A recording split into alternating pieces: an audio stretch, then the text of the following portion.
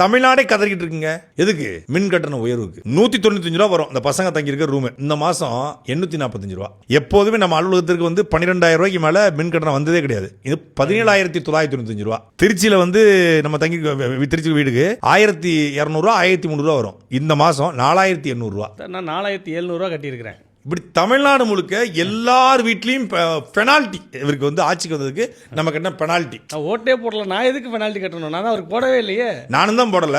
ஓட்டு போடாததுக்கு நமக்கு பெனால்ட்டி, ஓட்டு போடுறதுக்கு அவங்களுக்கு பெனால்ட்டி. கேட்டா இது மின் இதுல நடந்த குளறுபடியில ஸ்கேம். குளறுபடிக்கு இன்னொரு பேர் முறைகேடுக்கு ஆங்கிலத்தில் பேர் ஸ்கேம். ஒரு ஃப்ராட் தினத்தை பண்ணிருக்கீங்க. நீங்க ஆட்சிக்கு வந்துட்டீங்க, 200 யூனிட் இலவசமா கொடுப்பீங்க, நல்ல ஃபேனை விட்டு பார்த்துட்டு படுக்கலாம்னு எல்லாரும் ஆசைப்பட்டாங்க. இப்ப 200 யூனிட் கொடுக்கல. ஒவ்வொரு வீட்டுக்கும் இரட்டை மடங்கு மின் கட்டணத்தை பறிச்சிருக்காப்ல. கேட்டா குளறுபடி ஆயிடுச்சு. பிஜேபி சித்து இருக்கார் இல்லையா, அவரோட விளாக்ல பேசி விட்டார், இந்த மாசம் கரண்ட் பில் அதிகமாக வந்திருக்கு, லைட் ஃபேனெல்லாம் ஆஃப் பண்ணான்னு. அதுக்கு இந்த வேரியர்ஸ்லாம் இருக்கானுங்களே கமெண்ட்ல கண்டபடி திட்டுறாங்க. அவரை கீழே கடந்து கடிச்சிருப்பாங்கல்ல, அவரை கொஞ்சம் மருத்துவமனைக்கு போக சொல்லணும். கடிச்சு உருவி எடுத்துருவாங்க, அந்த அளவுக்கு கடிப்பாங்க. யாராவது ஒருத்தர் பேசிட்டாரு அப்படின்னா கடிச்சு கொதறி தும்பலமா போட்டுருவாங்க. கேள்வியே கேட்க கூடாது, யாரும் எதிர்த்து கேள்விக்க கூடாது.